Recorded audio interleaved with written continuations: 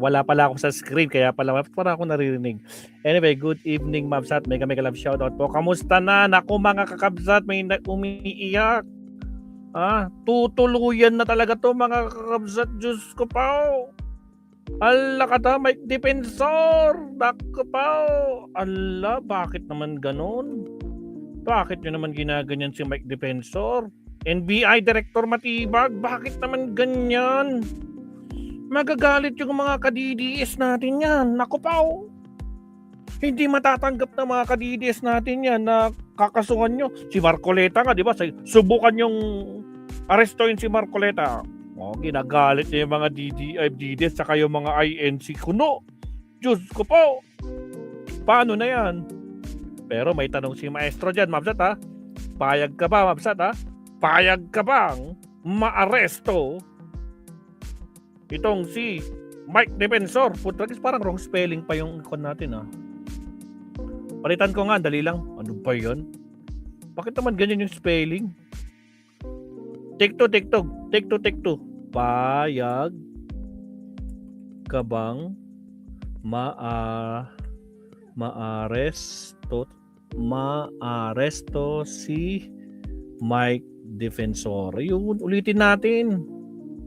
Oo naman, dapat lang. Hindi. Kaming DDS, bobo kaming DDS eh. Yan, take two. Yan, ulitin natin yung poll natin, Mabsat, ulitin natin. Nag-wrong spelling eh. Sorry naman, no? Wrong spelling. Diyos ko po, Rudy. Siya, meron tayong poll dyan, ha? Mag-vote kayo dyan, Mabsat. Alright, ito na nga. Nako po, Mike Defensor, takot na takot kay NBI Director. Paano ba naman? Nako po, itong araw na to, Diyos ko Lord, Rudy, mga kakabsat, hindi makakalimutan. Nako, kung sa tingin ko, talagang magiging back to the future na naman to, no? Back to the, yung previous na nangyari. Di ba nung inaresto rin siya noon? Diyos ko po. Mauulit. Diyos ko, tutuluyan talaga nila to, mga kabsat. Tutuluyan nila to. Kaya nag-live na rin siya eh. Kanina, nag-live na din siya. Nagdradrama na. Parang nagbibigay na ng huling habilin. Siya, wag na natin patagalin to. Umpisa na natin. Medyo maraming video clip tong papanoodin natin dito. Okay, let's do this. Ito, Mabsat kasi. Sabi niya, teka lang, wait lang ha. Ito na. Asan na yun? Ito mga kakabsat. Diyos ko Lord. Kanina pa to. NBI to file cases. Hindi lang case. Cases. Mga kaso. Mga. Hindi lang isa. Ay, Diyos ko Lord. Versus ex-congressman Mike Defensor over alleged human trafficking. Kang Mike Defensor, no-bail to. NBI Director Melvin Matibag announced that they will file cases against former Congressman Mike Defensor in relation to the alleged human trafficking operations linked to a KTV bar in Pasig. According to the NBI, the building floor plan revealed, yung building plan, ipinapak ko po. Hindi pwede magsinungaling to, Diyos ko Lord. Revealed violations of the National Building Code. Defensor was allegedly aware of and consented to the structure modification that facilitated human trafficking, including installation of concealed door, hidden stairways, may mga hidden, and private rooms. Ay, Diyos ko po, Rudy. Paano na yan, Yuki Sawaki? Paktay ka ngayon. Mike Defensor, Diyos ko Lord. Siya. At dahil dyan, Mabsat, nag-live siya. Pakinggan natin. Okay, magandang hapon po sa inyong lahat. Nandito po ako sa may Cliff Point. Ito yung sinasabi ni Tangang Matibag. Ano daw? Tanga? Sabi niya ba? May Cliff Point. Ito yung sinasabi ni Tangang Matibag. Tanga? Ay, grabe ka naman, Mike Defensor. Kaya naman pala tutuluyan ka. Minumura mo si NBI Director. Nako pa. Na itong may pinakita pa silang mga engineering plan. Yan po ang Cliff Point. Yan yung aking opisina.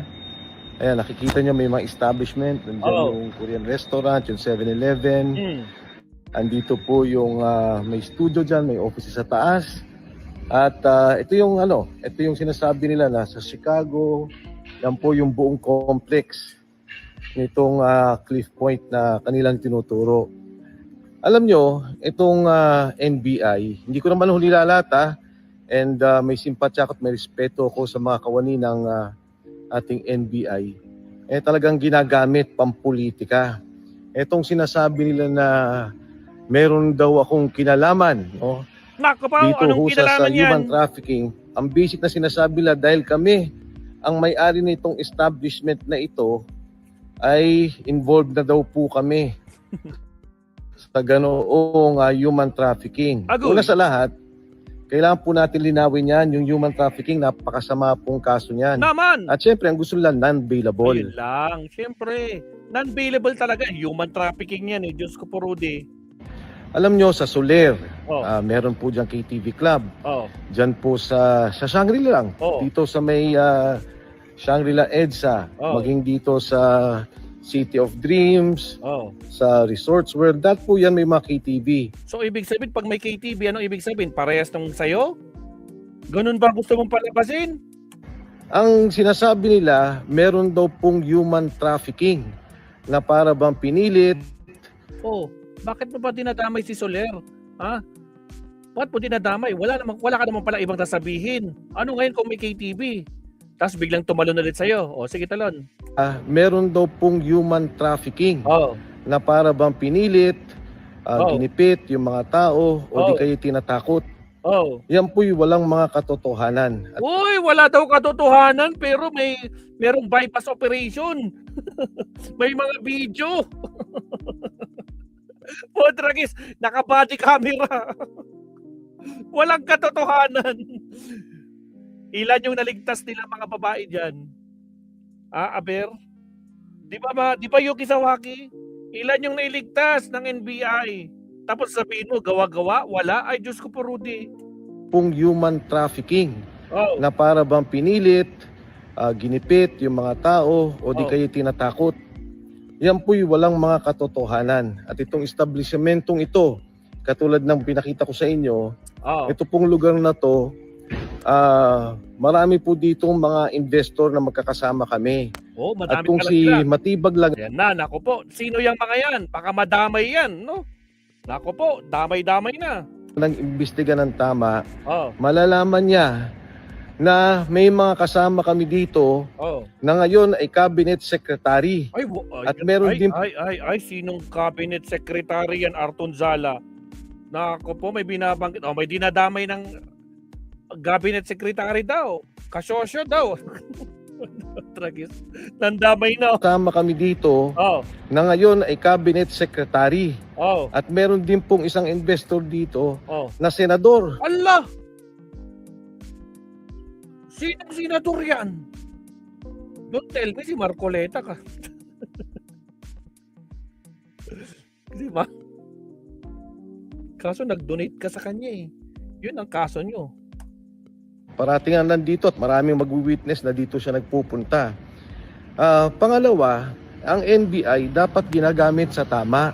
Oh! Yan pong mga korupsyon, Oh! yan ang dapat imbestigahan. Oh! Paano magkakaroon ng investigasyon na tama na Oh. hinihingi ng taong bayan Oh! kung ang asawa mismo Oh! ni Attorney Melvin Matibag, Oh! May problema ka sa asawa ni NBI Director. Ano? na akala mo kung sino, Bureau Director lamang, akala Ba, Bureau Director lamang. Lamang ha. Minamaliit mo si Bureau Director lamang. mo kung Oh. sino na siya magsalita, maging sa mga senador, Oh!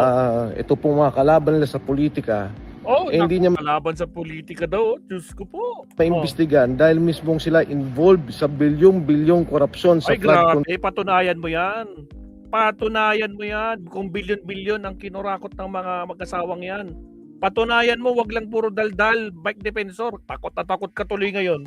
Oh, isa pa. maging sa mga senador, Oh, ito pong mga kalaban nila sa politika, oh. hindi niya maimbestigan dahil mismong sila involved sa bilyong-bilyong korupsyon sa flood control dyan sa San Pedro, Laguna. Agoy. Kaya yung kasong sinasabi nila, handa akong harapin yan Oh. at alam kong gawa-gawa nila yan, gagawin nilang lahat para makulong po kami. Nako Ang pa! lahat na nagsasalita Paano mo naman sinasabing gagawin nila para mapakulong ka? Mapakulong kayo ni Marcoleta.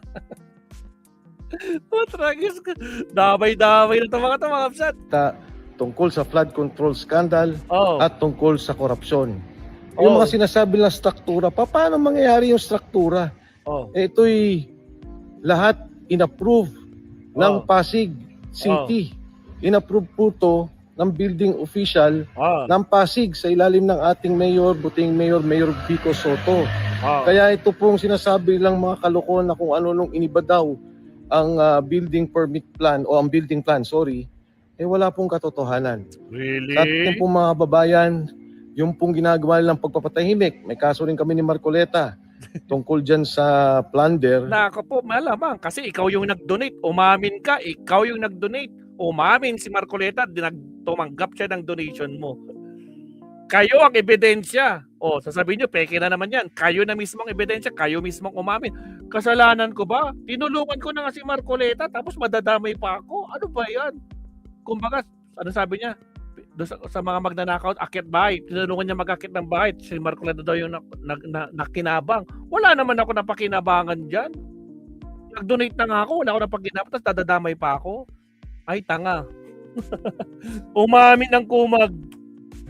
Katulad din po yan, gawa-gawa din po yan. Wow! Gawa-gawa daw! Anak ng kabuti, gawa-gawa daw. Diyos ko, Lord Rudy. Gawa-gawa daw yun na sila mismo umamin. Arton Zala, Yuki Sawaki. Gawa-gawa daw yung ebidensya samantalang sila yung umamin na siya yung nag-donate. Yung isa tumanggap ng donation. Anak ng kamote. Maabsat, again, inulit ko sa mga payag, kung sino ang payag na maaresto, makulong at maaresto itong si Defensor, mayroon tayong poll dyan mga kakabsat. Sa mga di pa po sumasagot, may poll po tayo dito, okay? Baka naman, no? Sagot-sagot. At syempre, huwag kalimutang mag-like and subscribe. Maraming salamat po sa mga nagla-like at nagsusubscribe. Maraming salamat. Okay, tuloy. Umiiyak si Defensor. Sige, tuloy. Walang katotohanan, lalabanan po namin yan. Ang lahat ng kalaban nila sa korupsyon, ang kanilang kinakasuhan. Agoy. Ang lahat ng lumalaban sa katiwalian, 1.5 trilyon ang ninakaw na pondo sa ating bayan at gusto nilang manahimik tayo. Hindi po tayo tatahimik hanggat walang hustisya, walang nakukulong. Kaya yung NBI, National Bureau of Investigation, ang dapat nyong gawin, mag-imbestiga kayo ng korupsyon. Tulungan ninyo yung ating gobyerno. At alamin ninyo talaga kung ano ang katotohanan sa korupsyong to kaysa ginagamit tayo sa politika. Huwag po kayong maniniwala kay Attorney Melvin Matibag dahil po yan ay bobo. Naku po! Ala, Melvin Matibag, bobo ka daw. Katasabi lang niya, ulitin natin. Wala kay Attorney Melvin Matibag dahil po yan ay bobo. Tanga po yan, hindi niya alam. Bobo na, tanga pa. Aray ko, saklap. Masakit, no? Mikey, masakit, no? Sabagay, pag nagsama-sama na kayo lahat, no? Nakakulong na kayo lahat, no bail. Good luck sa inyo, no? Karma kasi, no? Sige pa, tuloy-tuloy pa. Ang kanyang ginagawa. Para po sa ating bayan, sa mga kawani ng NBI, wag po tayong paggamit. Napakaganda ng ating ahensya. Wow, wag daw magpagamit. Diyos ko, Lord Rudy. Ibang klase ito, Arton Zala. Iba, lakas tama, Diyos ko po. Respetado po tayo, wag po tayong pagagamit dito sa mga kalokohan na ginagawa ng NBI na pampolitika lamang. Lahat ng mga kalaban nila ay kanilang pamumuliti ka daw mga kakabsat. Naniniwala kayo? Sa mga gustong makulong itong si at maaresto itong si Defensor, putragis 100%. Alak naman ng kamote. Babsat, grabe naman kayo. Bakit yung gusto makulong si Mike Defensor? 100% talaga sa viewers natin. Ay, Diyos ko po. Sa mga di pa nag-vote dyan, vote kayo, Mabsat. Gusto nyo makulong maaresto at makulong itong si Mike Defensor. Baka naman. Sige, tuloy. Kulong, pinapatahimik at kinakasuhan. Mahigit 40 na po kaming nakasuhan dito sa problema ng flood control scandal. Lahat ng mga nagsalita, hindi naman involved sa korupsyon. Wala namang ninakaw pera pero nagsasalita laban sa korupsyon. Kinasuhan na po kami lahat. Pero yung totoong mga involved sa korupsyon hanggang ngayon laya, protektado. Pati nga yung mga freeze order nila wala na. Nakawala na po yung pera. Yan ang ating problema sa ngayon at yan ang dapat nating tugunan. Sa inyo po lahat, magandang hapon ulit at maraming salamat. Alright, nagdradrama, umiiyak itong sikat, takot na takot si Defense. Yung building A, Ito. building B. Naku po, ano to?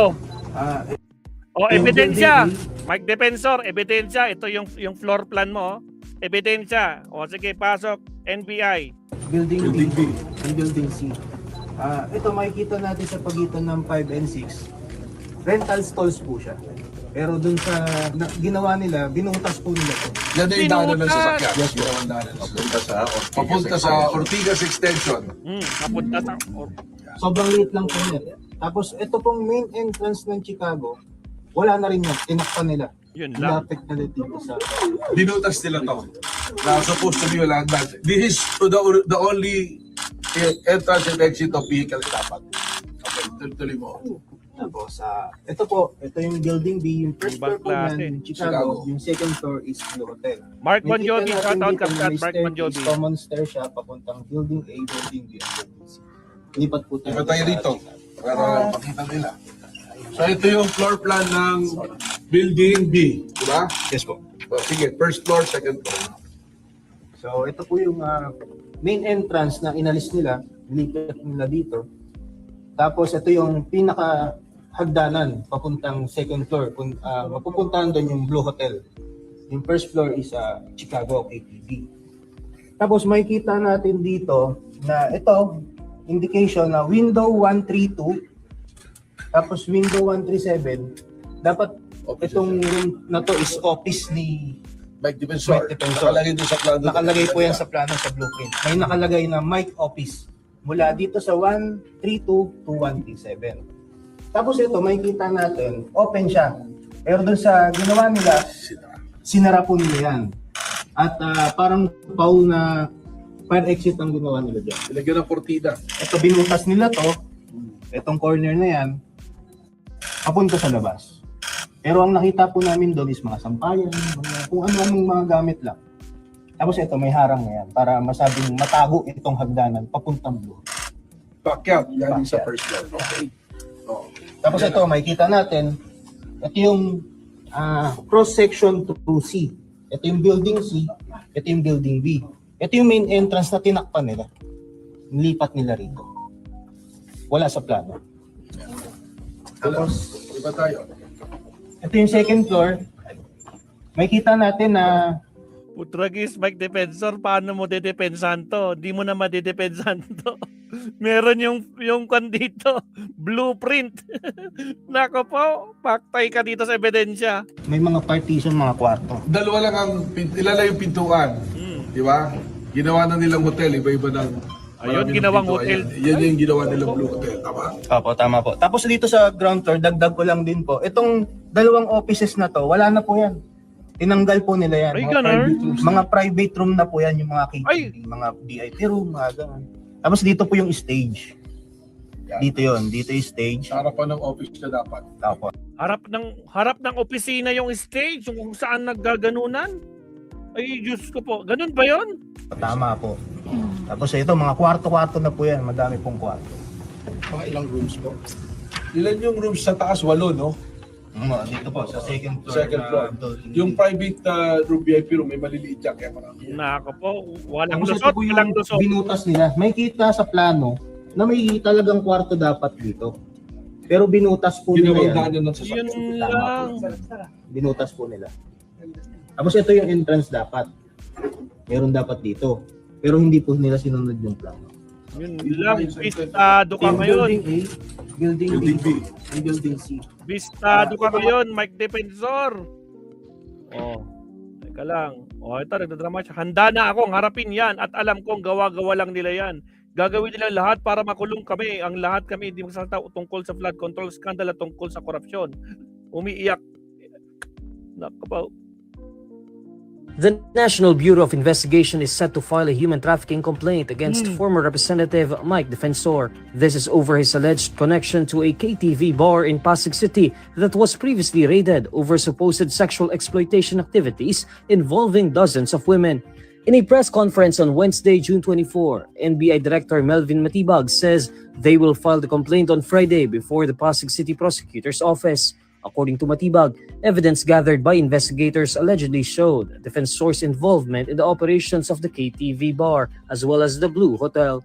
The hotel was where the alleged human trafficking operations also took place. According to the NBI, the investigation revealed that the Chicago KTV bar located on the ground floor of the compound and the Blue Hotel on the second floor operated as a unified trafficking infrastructure. Based on the blueprint of the Chicago KTV bar and the Blue Hotel, the NBI notes that the structure of the building was secretly changed to perpetrate human trafficking activities. Good. The NBI agent on case explains that the operatives' body-worn cameras captured a secret passage connecting the Chicago KTV bar and Blue Hotel. Itong room na to, Secret door. Mike Defensor. Mike Defensor. Nakalagay doon sa plano. Nakalagay po yan sa plano sa blueprint. May nakalagay na Mike Office mula dito sa 132 to 137. So, anong bottom line? Change nila yung design para yung Chicago at yung Blue Hotel can perpetrate yung ginagawa nila na human trafficking. At malinaw na alam ni Mike Defensor, kasama siya. So, hindi sila ordinary leisure. At Putrag. Tandaan nyo, Ma'am Sat, yung una pang alam natin dyan, ha? Ang mga makakasuhan talaga na binanggit nila, yung asawa niya at yung anak niya. Ngayon, kasama pala talaga si Mike Defensor. Diyos ko po, family. Isang pamilya to, Diyos ko po. Sabay-sabay na silang makulong lahat. talagang pinagplanuhan yung gagawin. They even violated the building code, pagpapalit ng design na walang paalam. The NBI raided the KTV bar on April 21 over alleged sexual exploitation activities involving 54 women.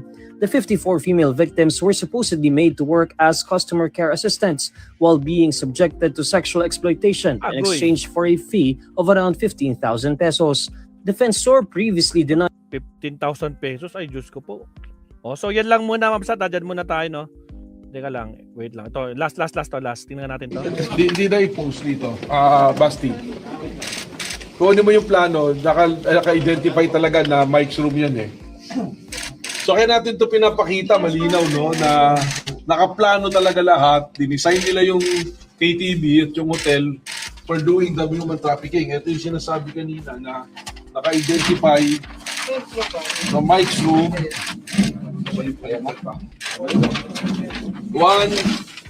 Ito, Mike Defensor. 132 to 137. Ayan, no? Mike's office. Oh. Mike's office nakalagay. Yan na yung ginawa ng KTV yan. So hindi ba itatanggi ni Mike Defensor na hindi niya alam?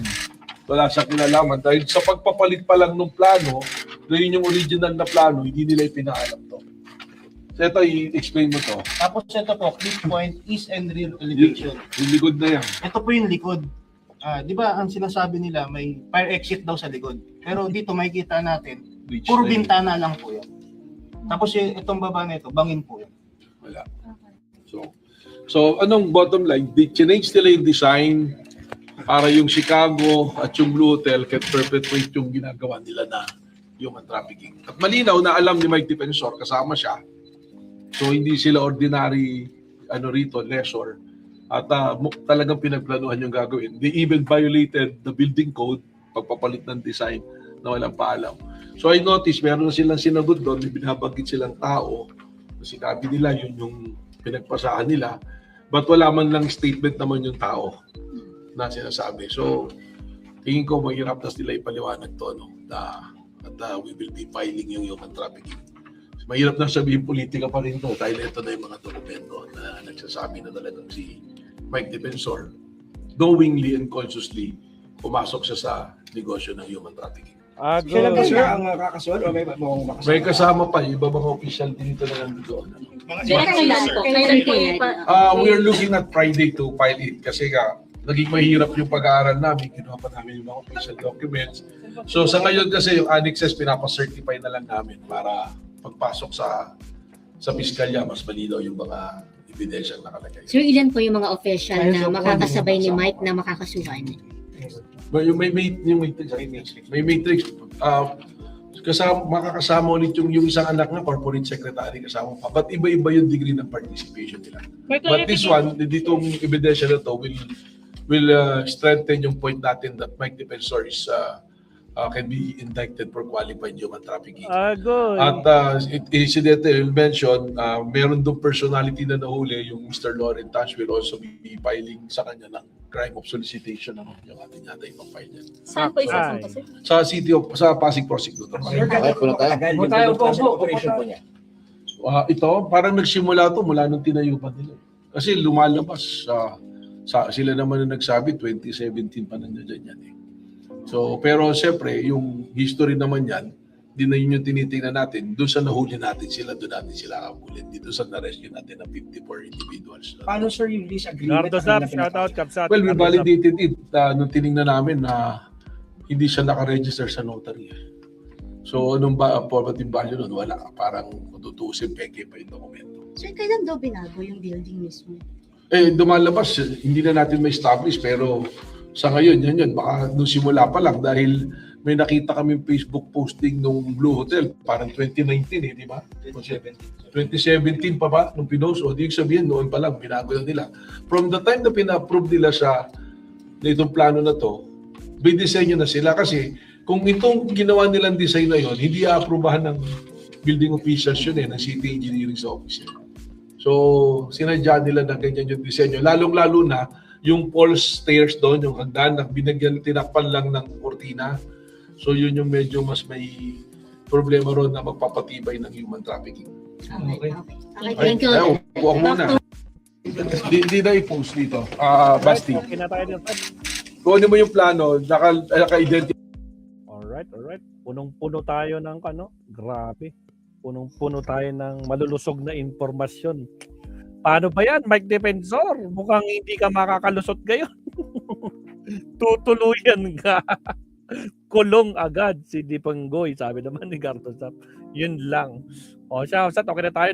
Halos 30 minutes tayo. 30 minutes tayo dito. 33 actually. So, next topic tayo. Again, maraming salamat po sa mga nandito. 90 plus live viewers. Huwag kalimutang mag-like and subscribe. Tapusin na natin yung poll. Yan, may umiiyak sigurong garapata dyan. Alright? Tapusin natin. Yan po yung resulta yung ating poll natin for today. Maraming salamat. Okay. Countdown tayo sa ating next topic. Here we go. Countdown po tayo.